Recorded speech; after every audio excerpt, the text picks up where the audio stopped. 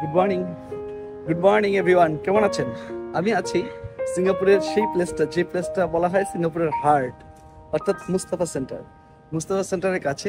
But এখানে যেই জিনিসটা আমি একটু উল্লেখ করতে চাই, অনেকে জানেন যে মুস্তাফা সেন্টার 24/7 খোলা থাকে। হ্যাঁ, মুস্তাফা সেন্টার করোনার আগে 24/7 খোলা থাকতো, তারপরে বন্ধ, ব্যবসায়িক বিভিন্ন ধরনের গেস্ট কমে যাওয়া, মানে গেস্ট বলতে ক্লায়েন্ট কমে যাওয়া, তার কারণ আপনারা জানেন যে ট্যুরিস্ট ভিসা দীর্ঘদিন বন্ধ ছিল। সেই সকল বিষয়ের কারণেই মুস্তাফা সেন্টার এখন তার টাইম পরিবর্তন করেছে, অর্থাৎ সকাল 9:30টায় খোলে অ্যান্ড যেটা রাত 2টার সময় বন্ধ হয়ে যায়।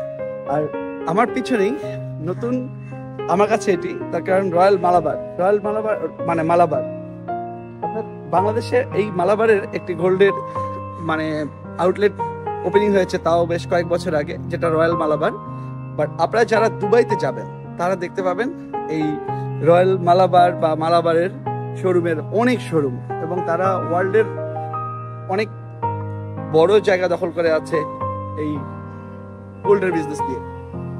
এখন এই প্লেসটা যারা সিঙ্গাপুরে আসেন তাদের কাছে অনেক বেশি পরিচিত, বিশেষ করে আমার মতন বাঙালি যারা আসেন। কারণ হচ্ছে টুকটাক শপিং করা, ঘোরা, খাওয়া দাওয়া করা, সেই জিনিসগুলো এখান থেকে এই জায়গাগুলিতে মানে মানুষ আসে এই এনজয়গুলি করার জন্য। আর আমার লেফট সাইডে পুরোটাই মুস্তাফা, অ্যান্ড রাইট সাইডে বিভিন্ন ধরনের দোকান আছে।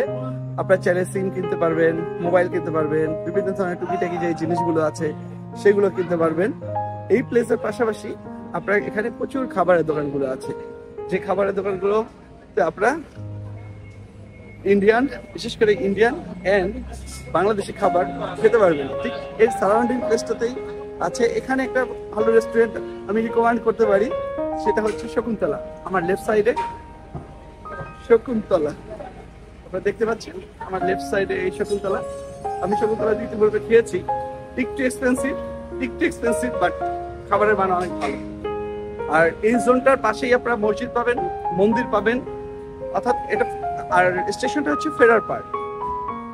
এখানে আমি যেমন অনায়াসে এখন হাঁটতে পারছি, আপনারা যদি সন্ধ্যার সময় আসেন তাহলে আপনাদের জন্য অনেক কঠিন হয়ে যায় নর্মালি হাঁটা চলা করা। ইহার বাইরেও আরেকটা কথা বলে রাখি, যদি আপনারা রোববার অর্থাৎ বন্ধের দিন আসেন তাহলে এখানে আমরা মানে এখানে বলে বাঙালির মেলা, তখন বাঙালি মেলার মতন অবস্থা হয়ে থাকে। আর সামনের রোডটাই হচ্ছে ডেস্কার রোডটাই হচ্ছে আপনাদের বা আমাদের যত ধরনের বাংলাদেশি খাবার এবং খাবারের যে সমারোহ নিয়ে বসে, সেটাই হচ্ছে এই ডেস্কার রোডটা। কিন্তু সিঙ্গাপুরের কিন্তু ট্রাফিক রুলস অনেক কঠিন। সো এই বাংলাদেশি খাবারের মেলা, এমনকি আমি ইতিপূর্বে যেটা দেখেছিলাম 2-1টা রেস্টুরেন্ট ছিল, খানা বাসমতি আর 2-4টা রেস্টুরেন্ট ছিল। এখন যেটা হয়েছে, এখন 2-4টা রেস্টুরেন্ট না, এখন যেটা হচ্ছে রেস্টুরেন্টের মেলা, মানে এত ধরনের রেস্টুরেন্ট হয়েছে। তার মধ্যে কিছু কিছু রেস্টুরেন্ট আছে খুব নাম করা, বা কিছু কিছু রেস্টুরেন্ট গুলো আছে যে খুবই মানে চলছে আর কি। এমনকি আপনারা যদি চান ফুচকা, চটপটি, মিষ্টি, লাড্ডু, সব ধরনের খাবারই এখানে পাবেন। আর ওই জোনটার পরেই আবার এই জোনটা কিন্তু চাইনিজদের জন্য, এগুলো কিন্তু হোটেল বিভিন্ন ধরনের। লেফট সাইডে সিঙ্গাপুর কিন্তু এক্সপেন্সিভ, আপনারা যারা হোটেলে থাকবেন তারা জানেন, বা আপনারা যারা এই ধরনের হোটেলগুলো কিন্তু আমি দেখেছি ইন্টারকন্টিনেন্টাল, 3তলা মনে হয় সামনে একটা ইন্টারকন্টিনেন্টাল আছে। আর রুমগুলো কিন্তু আপনি অত বড় বড় রুম পাবেন না সিঙ্গাপুরে,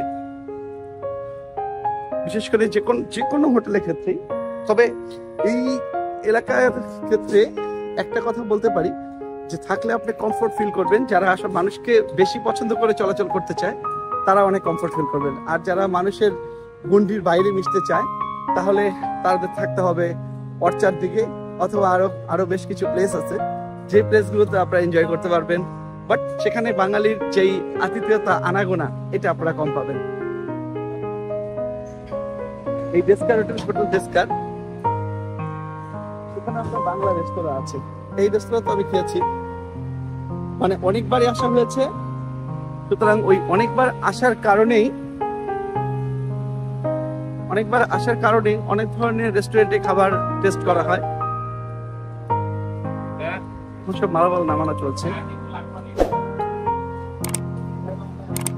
আমাদের এখানে এখন যেমন সব আপনি যদি চান বাংলাদেশি সেলুন আছে, এটি আমি আর্লি ইন দ্য মর্নিং এ আমি করছি, কারণ হচ্ছে এখন রেস্টুরেন্ট গুলি খোলেনি, আর যখন খুলে যায় তখন এখান থেকে ভিডিও করা যায় না যে না, কিন্তু এত বেশি ভিড় থাকে এই পুরো রাস্তাটা ভরে। আমাদের দেশে যেমন ফুটপাথ দিয়ে একদম মানে যেই সিস্টেমটা চলে না, যে ভরে গেছে একদম, লোকজন হাঁটাই মুশকিল হয়ে যায়, ঠিক এখানেও ঠিক তাই। তবে বলতে গেলে এই প্লেসটার মধ্যে যেমন বাংলাদেশি পাবেন ইন্ডিয়ান, আর চাইনিজ জনটা আবার একটু ডিফারেন্ট প্লেস থাকে, বাট দেখা যায় মালিক কম বেশি বাংলাদেশি চাইনিজ এগুলোর মধ্যেই থাকে আর কি। বাংলাদেশি আছে, চাইনিজ আছে, ইন্ডিয়ানদের এখানে প্রাদুর্ভাব বেশি। দোহার নবাবগঞ্জ মিনি মার্ট।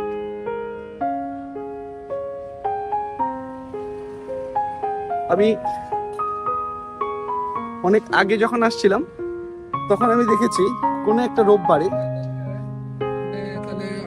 এই, এখন আমি ক্যামেরাটা ঘুরিয়ে আপনাদের দেখাচ্ছি পিছনে যে প্লেস, এই প্লেসটাই হচ্ছে বাঙালির মিলন মেলা বসে। এখানে আপনি দেখবেন শত শত না হাজারো বাঙালি চলে আসে প্রতি রবিবার যদি থাকা হয় তাহলে আপনি দেখবেন এখানে সবাই আসছে, বসছে, কেউ টিকিট খাচ্ছে, কেউ ড্রিঙ্কস করছে। ড্রিঙ্কস বলতে কিন্তু ওটা ওরকম না, কোক ঠোক এবং বিভিন্ন ধরনের সিঙ্গাপুরিয়ান যে সফট ড্রিঙ্কস গুলো আছে সেগুলো নিয়ে বসছে, ফ্রেন্ডদের সাথে গল্প গুজব করছে, এবং কি সময়টা প্রচন্ড রকম ভাবে তারা খুব এনজয় করে। তার কারণ সপ্তাহের কর্মব্যস্ততার পরে এই দিনটা তাদের কাছে অনেক ইম্পর্টেন্ট, কারণ অর্থ পিছনে তো মানুষ ছোটার জন্যই তো সিঙ্গাপুর পর্যন্ত চলে আসছে, এন্ড তারপরে তারা একটু যে গল্প গুজব করবে, একটু আনন্দ ফুর্তি করবে, সেই প্লেসটাই আমার সামনে। এখানে মন্দির সুন্দর করেছে, এটা একটু কভার করি, পিছনের পিকচারটা দেখেন, পুরা দেওয়াল জুড়ে, বিল্ডিংটা জুড়ে একটা ডিজাইন করেছে, চমৎকার।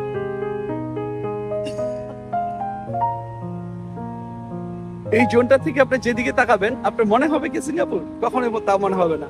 যেমন এখানে আছে Dhaka restaurant, Ayesha super market, Kader courier service, Khana Basmati, আলামিন গাজীপুর, মোহাম্মদী রেস্টুরেন্টের খাবার মান যথেষ্ট ভালো।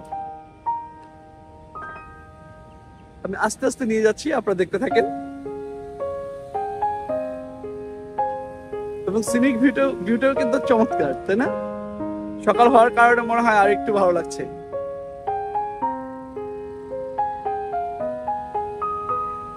আপনি এইখানকার মতন এই ফ্লেভার অন্য কোথাও আপনি পাবেন না, যে এখানে মনে হবে না আপনি সিঙ্গাপুরের মতন জায়গায় আছেন। ওয়ার্ল্ডের ফার্স্টেস্ট সিটি, সেই ফার্স্টেস্ট সিটিকে তৈরি করছে কিন্তু আমাদের বাঙালি ভাইরা, এবং বাঙালি ভাইরাই কিন্তু এই সিঙ্গাপুরের তৈরির অবদানের মধ্যে, যদিও প্রথমে ইন্ডিয়ানরা এসেছিল, চাইনিজরা, তারপরে বাঙালিরা এসছে, এবং আমাদের বাঙালি ভাইয়েরা এখানে যথেষ্ট রকম ভাবে সুনামের সাথে ব্যবসা করছে।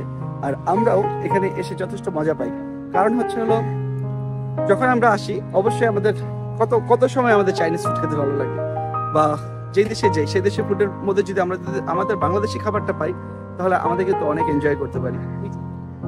ট্রুলি বলতে গেলে যে আমরা আসলে তাদেরকে ফিল করি, আমাদের দেশ অর্থাৎ আমাদের সোনার বাংলাদেশ গড়ার পিছনে যাদের সবচেয়ে বড় ভূমিকা, সেটাই হচ্ছে এই প্রবাসী বাংলাদেশি।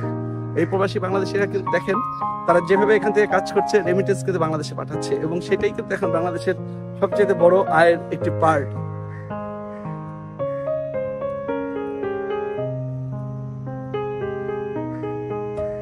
মায়া biryani house, Jessore mini mart. ও, এক একজন আবার এক এক ডিস্ট্রিক্টের নাম ইউজ করছে, এটা স্বাভাবিক।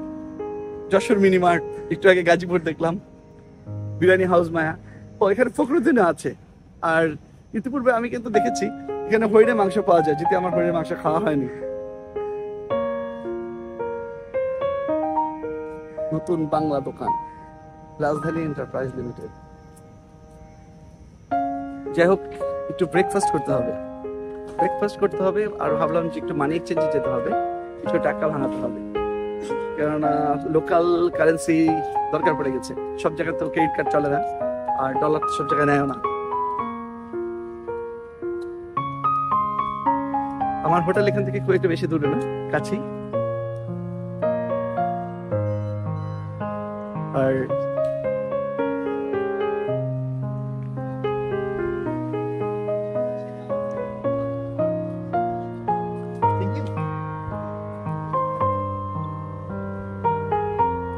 সো এই প্লেসগুলোতে মানুষের এখন আনাগানা মাত্র শুরু হয়েছে। এই শুরুর পরেই দেখা যাবে যে এখানে হাঁটা চলা করাই মুশকিল হয়ে যাবে। ইতিমধ্যে মানিক চেঞ্জের লোকজন দাঁড়িয়ে গেছে। যারা যারা আপনারা শোপিস কিনতে চান, এই শোপিস কেনার জন্য এই প্লেসগুলি হতে পারে আপনাদের অনেক সুন্দর এবং কি প্রাইস রিজনেবল। তারা যারা আসছে এখানে আপনাদের যারা সেলসম্যান সেটাও আপনাদের বাংলাদেশি পাবেন, ইন্ডিয়ান, এরাই মূলত আসছে।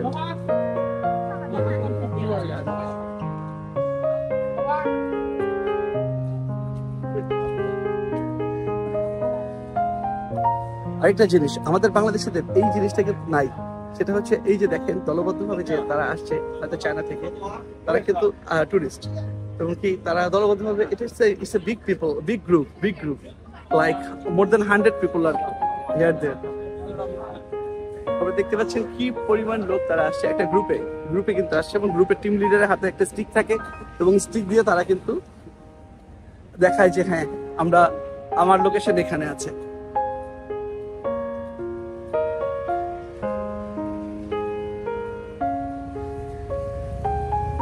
আমি এটা কভার করলাম হচ্ছে সকালবেলায় যখন খালি দোকান বন্ধ ছিল, আর এরপরে আমি আবার আপনাদেরকে যখন ক্রাউড থাকে তখন আপনাদের একবার দেখাবো, যদি সম্ভব হয় কভার করে, যে তখন কেমন দেখা যায়। আপনারা ভালো থাকবেন। সিঙ্গাপুর থেকে আমি রাজীব চৌধুরী এখনকার মতো বিদায় নিচ্ছি। পরে দেখা হবে কোনো না কোনো স্থানে নতুন কিছু নিয়ে আপনাদের সামনে আমি হাজির করবো। Thank you, bye by.